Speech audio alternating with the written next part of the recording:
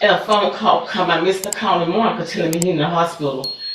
I get there, my baby is dead. My firstborn, very close family. We did our anniversary dinner together, his wife and I. We had a day separation anniversary. We had lunches together for our anniversaries, backyard picnics, birthday celebrations, our grandbabies, his grandbabies. Finally get to be adults, praise God. They're getting ready to enter college. My son is in his happiest moment. Everything he wanted to do. He had his motorcycle, his car, his house, place where his kids growing. Like everything was just in order. And bam, it's just taken away in an instant. Behind someone who got behind the wheel, not able to drive. And I heard drug my baby. Till this day, 3 years, I can't pass that way. I can't cross that. This is the moment every parent fears, the phone call that permanently splits life into before and after. What you're hearing isn't just grief, it's shock frozen in time. 3 years later, she still can't cross that intersection. Trauma doesn't fade when the court date ends, it rewires how you move through the world. And as we go forward, keep this question in mind: how does the justice system measure a loss that never stops hurting? Intersection. Good morning. Are you Christopher James? Yes, ma'am. And Mr. James was previously in court, entered a plea of guilty to the first-degree felony offense of intoxication manslaughter with a vehicle. I've received the pre-sentence report and also a supplemental memorandum from probation that includes several letters from the victim's family members. Has everyone had an opportunity to review all of that? Yes, we have, Your Honor. Are there any additions or corrections to that pre-sentence report?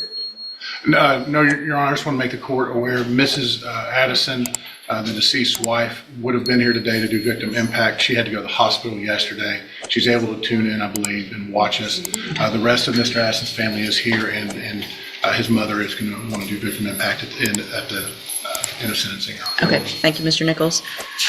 Any witnesses with regard to sentencing? No additional witnesses, Your Honor. All right, Mr. Lewis, you may make argument. Okay. Judge, of course, this was a very tragic situation that has affected a lot of people. Of course, the decedent, Mr. Addison, his family, as well as Mr. James and his family. It was a situation where, this was a combination of a long substance abuse history of Mr. James. The assessment that's provided in the PSI here says that there was about a 20-year relationship between Mr. James and different substances over a period of time.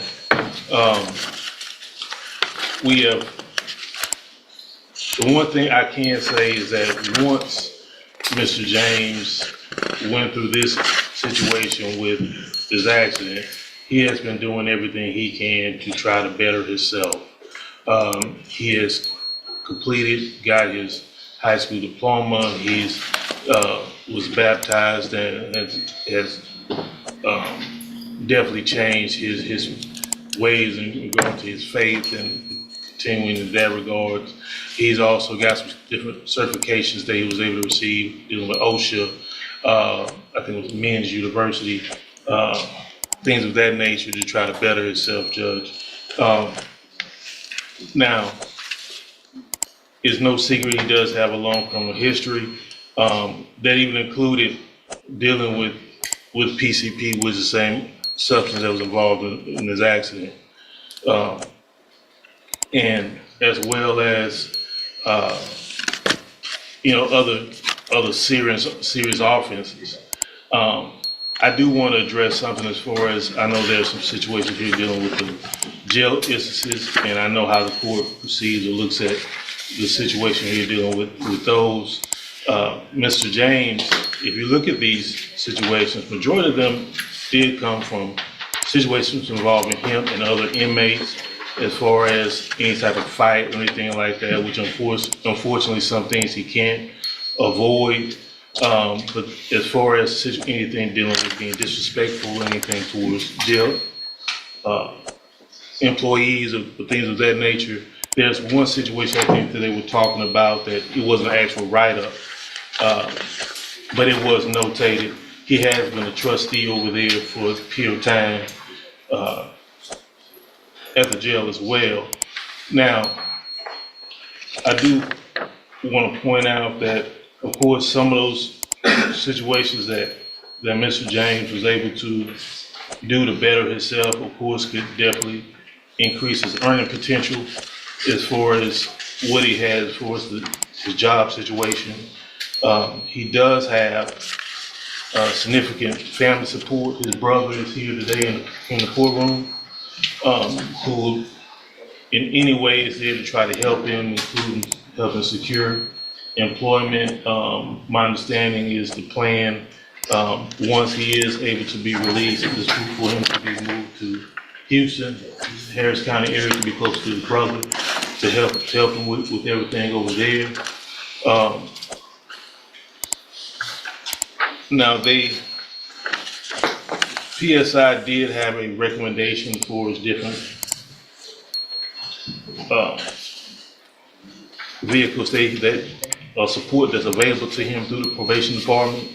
What I will say is that everything that has been recommended, he definitely needs and will be better for him. We are not, and ourselves are not asking for a specific number or anything like that. We just want him to be able to, of course, make amends for this situation as much as possible, which could include some of the restitution there. I think the amount is over $100,000 for his restitution there to the family. Now, like I said, he has made a plan to try to better himself. He has a family that supports him. He is doing everything he can. He understands that this was a tragic accident, but one he was definitely responsible for. And what we're asking for is as much leniency as possible from the court, for him to be able to move forward with the situation, be able to make amends as much as possible. And I think he did provide a letter to the court as well to kind of speak to that as far as an apology letter that was to the family, his family, the family. Here's the legal turning point. The defense is asking for mercy based on rehabilitation, but the prosecution is laser focused on pattern and accountability. This wasn't a first mistake. It wasn't even a second. Third DWI. Prior PCP cases. On parole. And now, a life is gone. This is where sentencing stops being about sympathy and becomes about public safety. Ask yourself, at what point does leniency become negligence?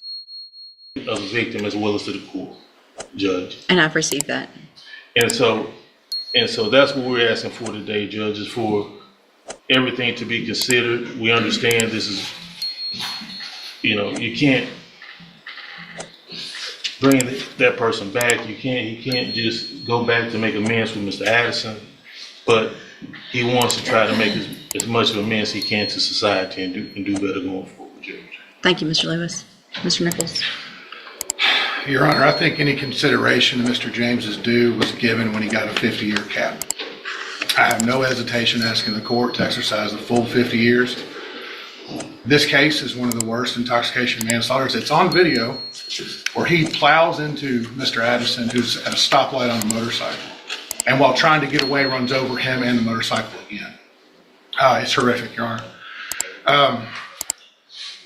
What is also just inconceivable to me is that a man who is on parole for several possessions of phencyclidine PCP finds himself behind the wheel on PCP again.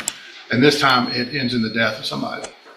His criminal history is extensive. It starts with minor drug offenses, then a conviction for aggravated robbery, and then I believe it's 5 drug convictions all at the same time in 2020, for which he was quickly paroled out and on parole when this happened. The fact that he gets to make plans in his mind for a day he's set free, I find rather offensive, and I think the Addison family finds offensive. They lost a son, a brother, a husband. There's no Nothing we can do in this courtroom makes that better. And sometimes the justice system is a poor substitute for what people lost. I think the best we can do at this point is this man spend 50 years in prison where he cannot hurt anybody else due to his own selfish decisions, and continued use of substances. It's in the pre-sentence report. He minimizes his own addiction, his own dependency. He even claimed he did not know how he could have gotten PCP in his system the day this happened, that maybe he touched a bottle and it transferred through his skin, and I find that reprehensible, Your Honor. And that's why I'm asking the court for that full 50 years. All right, thank you. A couple of things that Mr. Nichols didn't say that I think are also extremely important is this isn't your first driving while intoxicated. This is your third. And so you didn't learn in 06. You didn't learn in 2017. 2017, you got your second DWI. You were given probation. It was revoked. I appreciate that you entered a plea of guilty because for myself and for the family, I'm glad we didn't have to see what it looks like this would look like on a video, because it is just horrible. And the fact that you are 50 years. No appeal. A deadly weapon finding, because under Texas law, a vehicle can be a weapon when used this way. But listen closely, even the judge says there are no words for this. And that tells you everything. Prison time may satisfy the law, but it doesn't heal the damage left behind. So here's the hardest question of all. Is justice about punishment, or is it about acknowledging a loss that can never be undone? truly saying that you think you touched something and got PCP when you have had PCP cases over and over and over again, and you're on parole for possession of a controlled substance and you kill someone. It's a nightmare. Sure, go ahead. Can I say something? You know, that night that accident happened, I've been clean the entire time I was on parole. Okay, I stopped off at a friend's house and gave him some advice about what he was doing. And during that time, I did contact a bottle of his. You know, I was not high at that time at all. It was in your I would system. say, yes, ma'am. If you know how I fight you. Based on your history, based on the nature of this offense, I'm going to find that you entered your plea of guilty freely and voluntarily. I'm going to find sufficient evidence to find you guilty, and at this time find you guilty of intoxication manslaughter. I'm going to sentence you to a term of 50 years in the institutional division of the Texas Department of Correction. There will be a deadly weapon finding based on the indictment alleges a deadly weapon. You will receive credit on this sentence for any time that you've been in custody that the law gives you the right to receive. I'm going to hand you the trial court certification that shows this was an agreement and I followed it, and so you've waived your right to appeal. I have also handed you a written admonishment regarding your ineligibility to possess a firearm or ammunition. Because of the judgment entered against you, you're ineligible under Texas law to possess a firearm or ammunition. Possession of a firearm or ammunition could lead to charges against you. Firearm is a legal term, and you should read the written admonishment I provided you to see what devices qualify as a firearm. If you have questions about the laws that make you ineligible to possess a firearm or ammunition, or about how long that lasts, you can talk with Mr. Lewis. There's really so many other things I could say about how horrible this is, and rarely am I out of words, but I really don't have the words to say what a tragic circumstances based on your behavior this led to. Y'all can have a seat at council table for the victim impact statement, and we'll go off the record. Do you want me to leave it on for the other family member to hear? I think that would If be the a great family member's idea. okay, that's given the statement, then I'll leave it Mrs. on. Addison, I mean, yeah. If she is not comfortable, then I'll turn it off. I'll ask. I stand representing my family, Monica's absence, and some of my grandbaby's absence because of college and the one that's here, my daughter, my husband, and my nephew. We have had a tremendous loss behind someone that carelessly drove a vehicle and just took my baby life. Praise God instantly, because I couldn't stand to see him suffer. But after vacation, enjoying him that same day, speaking to him 3 times before he left, and then a phone call come. We had a beautiful day talking 3 times that day. and a phone call come. I missed the call in the morning telling me he's in the hospital. I get there, my baby is dead.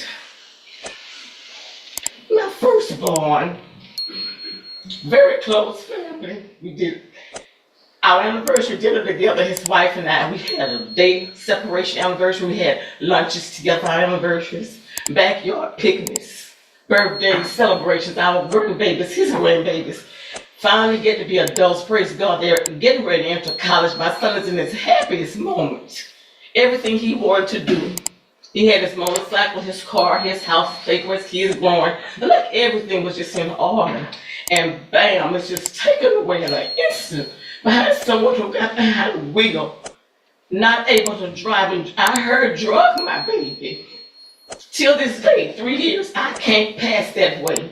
I can't cross that intersection, not even far from my church, closest to me to get home. I can't make myself drive that way.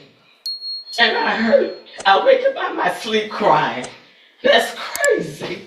Because of a death taken too soon. Behind something like drinking or drugs. Why?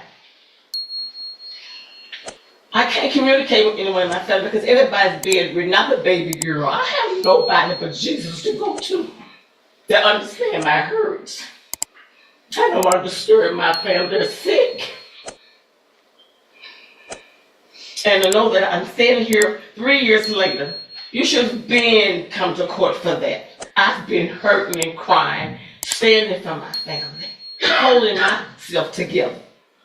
If you all could see the ripples in my heart behind my loss, that I try to stay tall for my family, for my grandbabies and my daughter, my husband. It's hard.